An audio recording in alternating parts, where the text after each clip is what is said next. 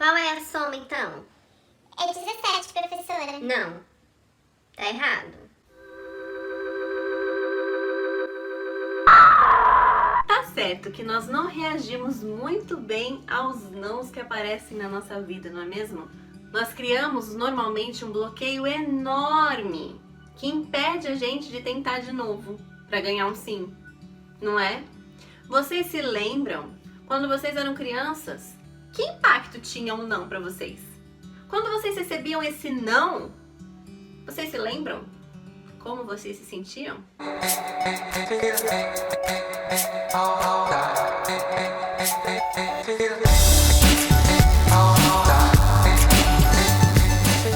O fato é que todos nós precisamos dos nãos para a gente poder aprender, não é? Mas se nós somos os responsáveis em dar esse não ao ensinar, não seria melhor se a gente ensinasse de uma maneira mais construtiva? Se a gente desse esse não de uma maneira mais amaciada? Se fosse dado a você, quando você era criança, um não mais sutil ou um não mais descontraído, você não teria uma sensação melhor, talvez uma experiência melhor e talvez até mudaria a sua escolha na hora de tentar de novo fazer alguma coisa? Não teria sido muita coisa diferente? Como será que nós, professores, estamos corrigindo os nossos alunos quando eles erram? Vou dizer uma coisa, pode parecer sem importância, vocês podem achar que isso não é algo muito relevante, mas eu digo que nós precisamos pensar nisso. Como a gente tem respondido aos nossos alunos, né? Por quê? Porque isso interfere diretamente em como o aluno vai responder a mim, como ele vai se comportar comigo, como ele vai desejar aprender mais ou não. Se ele desejar aprender mais, e se ele desejar aprender mais comigo, isso não vai ser uma vantagem enorme na hora de ensinar? Esse aluno não vai render melhor, ele não vai se sentir mais à vontade? É isso que a gente quer, não é? Então, como a gente tem feito? As nossas respostas, elas influenciam demais em como o aluno, como essa criança se sente em relação ao professor e em relação a ela mesma, em relação até à própria aula. Por quê? Porque ela pode se sentir inferiorizada, diminuída, ela pode achar que ela é menos inteligente do que as outras crianças, porque ela errou uma questão. Às vezes ela pode achar que ela não sabe nada e que ela nunca vai conseguir aprender, porque ela recebeu um não e ela não sabe lidar com essa frustração. Isso é uma outra questão, lidar com a frustração. Mas o que eu quero trazer para vocês aqui nessa dica é que a maneira como a gente conduz as nossas respostas a essas crianças que erram podem ser melhoradas e elas podem reagir melhor, elas podem querer aprender mais devido a como a gente leva essa situação adiante, certo? Então vamos tomar cuidado com o tom da voz que a gente usa, o cuidado em como nós estamos fazendo isso. Isso é muito importante. Vamos fazer da melhor maneira para não criar um bloqueio como criou pra gente. A gente muitas vezes se sentiu bloqueado quando era criança. Isso não é diferente agora. Elas criam bloqueio para querer aprender, para querer se aproximar também de nós. Então, a distância entre professor e aluno aumenta.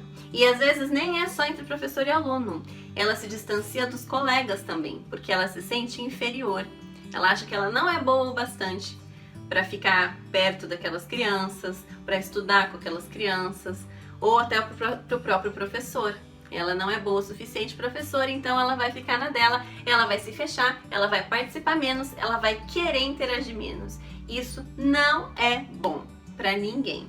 Então eu vou dar algumas dicas, né, como a gente pode reagir, né, a esses nãos, como a gente pode falar esses nãos para as crianças. Por exemplo, a criança erra a questão. Uma maneira da gente responder a isso, ao invés de falar simplesmente Não, você tá errado. a gente pode falar: Ah, será? Vamos conferir juntos? Olha aqui, vamos fazer aqui comigo, com a professora. coloca lá, escreve junto com ele, faz a continha junto com ele e aí pergunta: E aí, ficou igual a resposta que você me deu? Agora agora ficou melhor, entendeu melhor? Se não entendeu, a gente volta e faz de novo. Entenderam? Essa é uma forma. Outra forma de responder é: quem será que vai acertar essa questão, hein? Fulaninho deu resposta tal. Vamos ver o que a outra fulaninha vai falar. Vamos ver agora o que o outro vai falar. Todo mundo vai ter que dar uma resposta. E a gente vai ver juntos, então, qual vai ser a resposta final. Você não está constrangendo o aluno falando, não, você errou.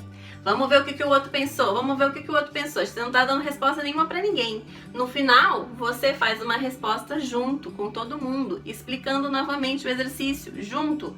E aí eles vão conferir. Será que eu errei? Será que eu acertei? Mas eles vão tirar a própria conclusão.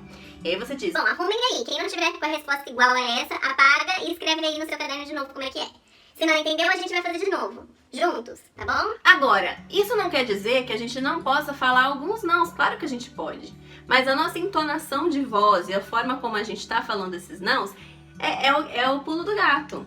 Então pensa comigo. Às vezes a gente tá fazendo um joguinho com as crianças e a resposta é sim ou não, né? E aí a gente pode trabalhar com figurinhas, palitinho, uma carinha triste, uma carinha feliz, né? Nesse joguinho, né? Depende do formato da atividade que você tá fazendo.